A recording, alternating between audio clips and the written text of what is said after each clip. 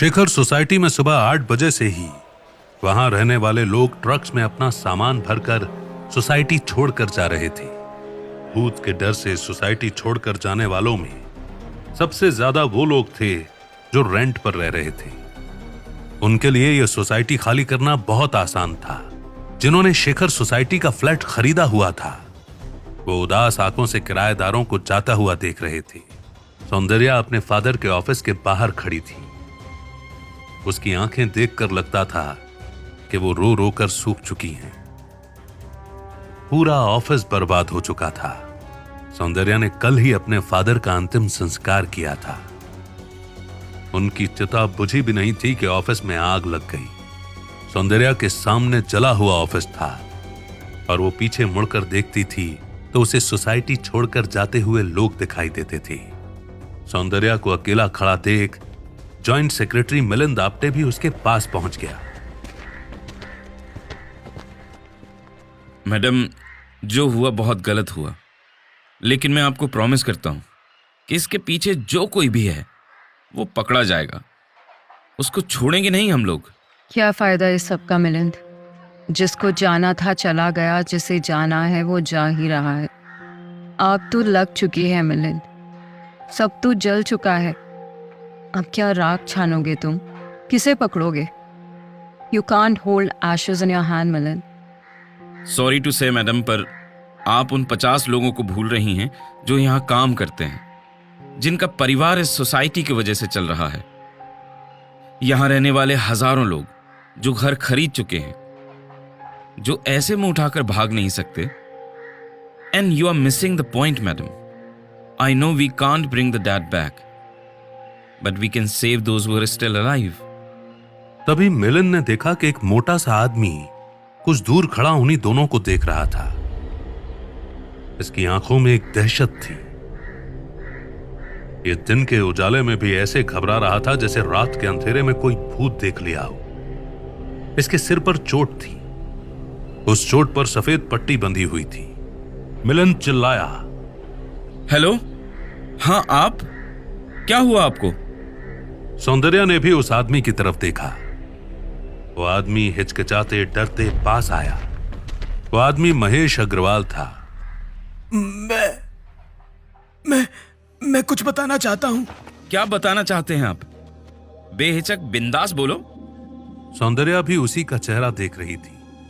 नहीं, यहां नहीं, कहीं बाहर, यहां सोसाइटी के प्रीमाइसेस से बाहर। सौंदर्या मिलिंद से बोली, मेरे पास बाहर जाने का टाइम नहीं है। मिलिंद, तुम हैंडल कर लो। अगर जरूरत पड़े तो इंस्पेक्टर रहाणे को बुला लो।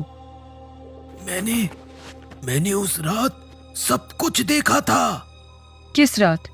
उसी रात जिस रात शेखर साहब का मर्डर हुआ। मिलिंद और सौंदर्या ने एक दूसरे की तरफ हैरानी से देखा। मिलिंद ने तुरंत महेश अग्रवाल का हाथ पकड़ा और सोसाइटी से बाहर की तरफ चल दिया। सौंदर्या अपनी गाड़ी की तरफ जाने लगी। सुबह 8 बजे इंस्पेक्टर राजेश रहाणे कांदीवली के अपने छोटे से फ्लैट में अपने लिए चाय बना रहा था। यहां वो अकेला रहता था। पिछले 3 दिनों से वो लगातार ड्यूटी कर रहा था। कल रात वो घर आने के लिए पुलिस स्टेशन से निकला ही था कि उसे पता चला कि शेखर सोसाइटी के ऑफिस में आग लग गई है। उस आग को बुझाने के बाद सबके फॉर्मल स्टेटमेंट लेकर वापस घर पहुंचने में उसे सुबह के 4 बज गए थे। राजेश को आज पुलिस स्टेशन से छुट्टी मिली हुई थी। उसने सोचा था कि वो आराम से दिन में सोएगा, लेकिन बहुत थका होने के बावजूद उसकी आंखों में नींद नहीं थी। इसलिए वो तांत्रिक बाबा की हिस्ट्री फाइल पढ़ने लगा था। शेखर सोसाइटी केस से उसको इसलिए भी ज्यादा लगाव था क्योंकि वो खुद उस सोसाइटी में एक फ्लैट लेना चाहता था, पर अपनी छोटी सी सैलरी में इतना महंगा फ्लैट लेना उसके लिए ऑलमोस्ट इम्पॉसिबल था। पर रिसेंट क्राइम्स को देखते हुए लग रहा था कि शेखर सोसाइटी के फ्लैट्स के रेट्स में कम से कम 50% का डाउनफॉल तो हुआ ही होगा। इंस्पेक्टर रहाणे ने चाय का पहला सिप लिया ही था कि उसका फोन बजा।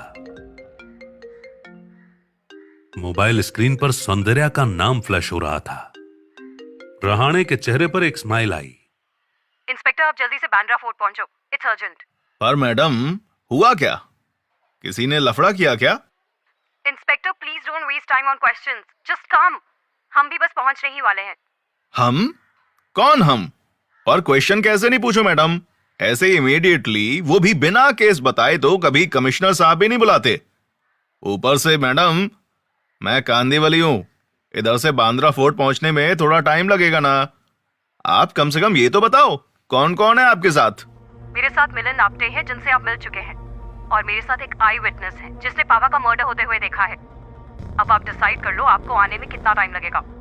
राजेश ने तुरंत फोन साइड पर रखा और 5 मिनट से भी कम टाइम में वो अपनी यूनिफॉर्म पहन चुका था। गन होल्स्टर में गन लगा चुका था। वो तुरंत घर से बाहर निकला। पीछे उसकी गर्मा गर्म चाय ग्लास में ही पड़ी रह गई। सौंदर्या ने जब गाड़ी बांद्रा के फेमस हाउस ऑफ नोमैड के सामने रोकी तब 9 बज रहे थे। House of nomad hotel Taj lands and का ही एक गेस्ट्रो बार था। बार का असिस्टेंट मैनेजर थॉमस सौंदर्या को अच्छे से पहचानता था। पूरी मुंबई में शेखर सोसाइटी के चेयरमैन कम फाउंडर शेखर मुंडे की मौत की खबर फैली हुई थी। ऐसे में सौंदर्या को डेथ के तीसरे ही दिन बार में 2 आदमियों के साथ आता देख थॉमस थोड़ा कंफ्यूज हुआ। स्टीवर्ड सौंदर्या को एक रिजर्व टेबल पर छोड़ गया। सौंदर्या बैठी तो मिलिंद और महेश भी बैठ गए। सौंदर्या ने बैठते ही ऑर्डर दिया, 1 chill sparkling water for now. Steward के जाते ही सौंदर्या ने अगला ऑर्डर महेश को दिया। मिस्टर महेश, बिना एक भी मिनट वेस्ट किए tell me what you saw that night. Madam, 1 minute. इससे पहले ये कुछ बताए, मैं कुछ पूछना चाहता हूं। सौंदर्या ने मिलिंद की तरफ घूर कर देखा। आप हम इस बार में क्यों आए हैं? Because it's safe. मैं जहाँ कहीं भी जा रही हूँ वहाँ मीडिया वाले 10 से 15 मिनट में पहुंच ही जाते हैं, पर यहाँ ऐसा नहीं हो सकता। Not a single media person can enter this place, that's why. अब तुम महेश को बोलने दो प्लीज। महेश ने इधर उधर देखा। हर टेबल खाली थी। स्टीवर्ड भी नजर नहीं आ रहा था। उस रात मैं बालकनी में था। मेरी बालकनी से 5A का 28th फ्लोर साफ दिखता है। पहले तो अंदर मेरा ध्यान नहीं गया, पर फिर मैंने देखा 2802 से 2 लोग बाहर निकले हैं। उनमें से एक शेखर साहब थे, पर दूसरा कौन था मेरे को नहीं पता। मैडम, आपको पता तो होगा 5A के 28th फ्लोर का कोई भी फ्लैट भरा नहीं है, सब खाली है। फिर वहां शेखर साहब को देखकर मुझे थोड़ा अजीब लगा। मैं उसी तरफ ध्यान से देखने लगा। फिर शेखर साहब के साथ जो आदमी था वो चला गया। उस दूसरे आदमी के जाने से पहले ही 2802 के बाहर जलती लाइट फ्लक्चुएट कर रही थी। फिर ऐसा लगा जैसे शेखर साहब किसी से फोन पर बात कर रहे हैं। फिर अचानक पूरे फ्लोर पर अंधेरा हो गया। मैं कुछ देर तक उधर ही देखता रहा। फिर लाइट आई तो शेखर साहब बहुत परेशान से लगे। हालांकि वो जिस तरह लिफ्ट लॉबी में जल्दी जल्दी टहल रहे थे, उसे देखकर मुझे यही लगा कि वो बहुत परेशान है। फिर अचानक काले कपड़ों में एक साया स्टेयर्स के रास्ते 28th फ्लोर पर आया। बिल्डिंग की स्टेयर्स बाहर से भी देखी जा सकती है, पर मुझे वो साया अचानक स्टेयर्स पर आता दिखा। फिर जब शेखर साहब लिफ्ट का इंतजार कर रहे थे, तब वो काला साया फ्लैट नंबर 2802 में घुस गया। फिर अचानक लाइट्स जलने और बुझने लगी। पूरा फ्लोर पर ऐसा डरावना माहौल बन गया कि मेरी सांस रुकने लगी। तभी 2802 से एक अजीब सा क्रिएचर निकला।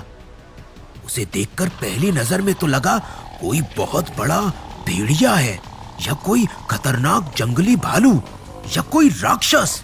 इससे पहले कि मैं कुछ समझता, इससे पहले कि शेखर साहब उसे देख भी पाते, उस राक्षस ने शेखर साहब की गर्दन पर काट लिया।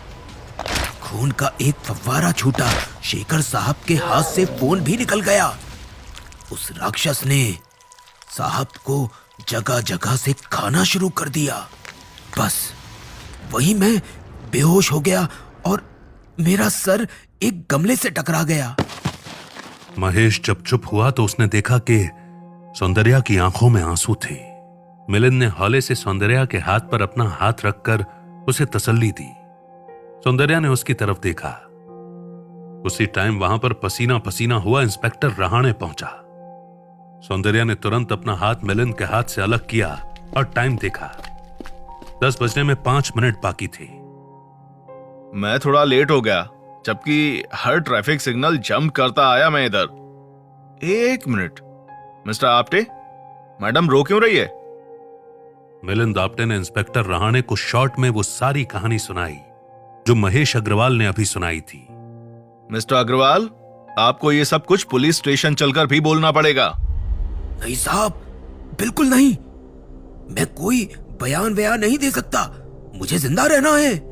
ये आपको कुछ नहीं होगा मिस्टर अग्रवाल, मेरा गारंटी है आपके साथ। सॉरी सर, पर मैं नहीं। मैं ही मर गया तो आपकी गारंटी क्लेम करने कैसे आऊंगा? देखो मिस्टर अग्रवाल, मैं तुमको पुलिस स्टेशन। तभी सौंदर्या ने इंस्पेक्टर रहाणे को टोक दिया। रहने दो इंस्पेक्टर, फोर्स मत करो। अभी तुम जबरदस्ती पुलिस स्टेशन ले जाकर स्टेटमेंट ले भी लो, ये कोर्ट में नहीं आया तो क्या कर लोगे? अभी ये पता लगाओ कि वो काला साया था कौन। इससे पहले कि रहाणे कुछ बोलता, उसका फोन बोल पड़ा। हाँ बोलो तांबे। सौंदर्या और मिलिंद को दूसरी तरफ की कोई आवाज नहीं आई। हाँ ठीक है, मैं आता है। राजेश ने अपना फोन काटा और सौंदर्या से बोला, मेरे हेड कांस्टेबल ने बताया है कि सीसीटीवी में कुछ क्लियर दिखा है। मेरे को निकलना होगा अभी। मैं भी साथ चलूंगी।